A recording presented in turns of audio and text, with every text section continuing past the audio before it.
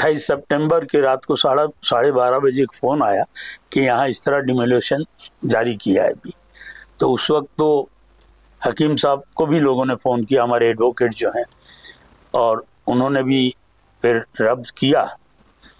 तो तय ये हुआ कि भाई इसको किसी तरह लोगों की मदद करनी चाहिए, और वहाँ के लोगों को भी काफ़ी फ़ोन आ रहे थे। तो हमने हमारे एडवोकेट ताहिर हकीम साहब से मशवरा किया और लोगों को अहमदाबाद बुला के उनसे मशवरा किया, और उसको हमने हाई कोर्ट में चैलेंज किया। जबकि वहाँ की एक कमेटी है जिसने डेमोलेशन जो हो रहा है वो कंटेम्प्ट ऑफ कोर्ट है, क्योंकि उससे पहले सुप्रीम कोर्ट ने ये कहा था कि 1 अक्टूबर तक कोई डिमोलेशन नहीं होगा, और ये 28 को शुरू हुआ था, वो यहाँ मामला था। तो हकीम साहब ने और हमारे जो वकला थे उन्होंने ये तय किया कि हम हाई कोर्ट में इसके लिए पिटीशन करें, और हमने हाई कोर्ट में की।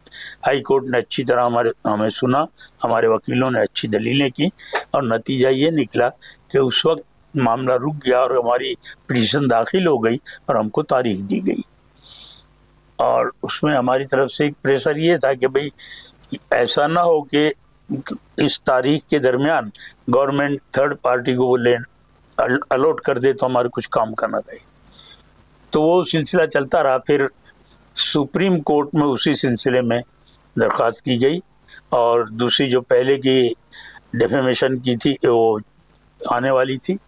तो उस सिलसिले में वो जो हमारी पिटीशन थी, आज उसकी हियरिंग थी, और अल्लाह का शुक्र है कि हमारे वकीलों ने बड़ी मेहनत की। हकीम साहब ने तमाम यहाँ के वकला को जो हमारे साथ थे उनको ब्रीफ किया। उसमें नुमाया नामों में कपिल सिब्बल साहब हैं, एजाज मकबूल साहब हैं, हुज़ैफा साहब हैं, और उनके दीगर साथी जो थे। वो कल रात को आधी रात से भी ज़्यादा वक्त गुजर गया। हमारे हकीम साहब और साकिब अंसारी जो हमारे दूसरे एडवोकेट हैं, इन लोगों ने ब्रीफ की, और आज वो मुकदमा हियरिंग पर था। और अल्लाह का शुक्र है कि कोर्ट ने बहुत पेशेंस से उसको सुना, और जो हम चाहते थे वो किसी हद तक हमें कामयाबी दी अल्लाह ने, कि कोर्ट ने तारीख डाली। लेकिन हमारे वकील ने गुजारिश की कि हाई कोर्ट में जब फैसला हो उसके पहले ये लोग किसी को अलर्ट कर दें, या यहाँ मैटर चलता रहे किसी को अलर्ट कर दें, तो दुश्वारी खड़ी होगी।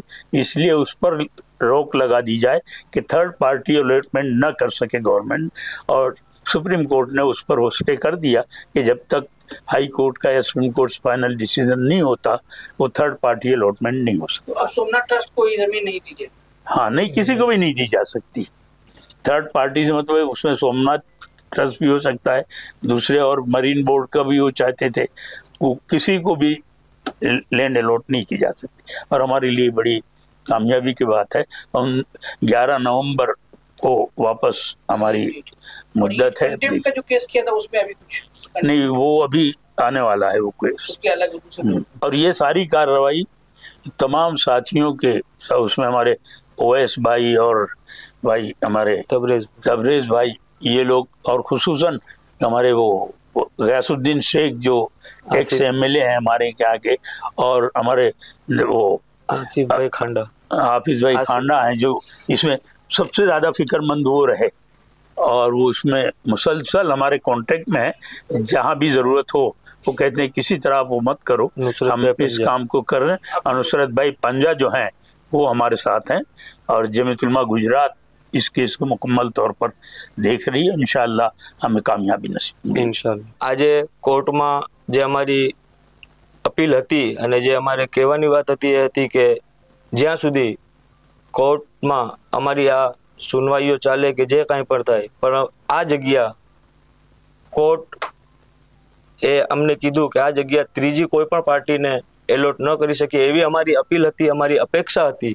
तो कोर्टे अमारी बात बराबर अने अमारी वकीलोनी मेहनतोनी सामे जोई अने आ जाहिर कर्युं छे के आ जग्या ज्यार सुधी आवती तारीख एटले के 11 नवेम्बर सुधी आ जग्या कोई पण थर्ड पार्टी अथवा त्रीजी पार्टी ने एलोटमेंट नहीं करे।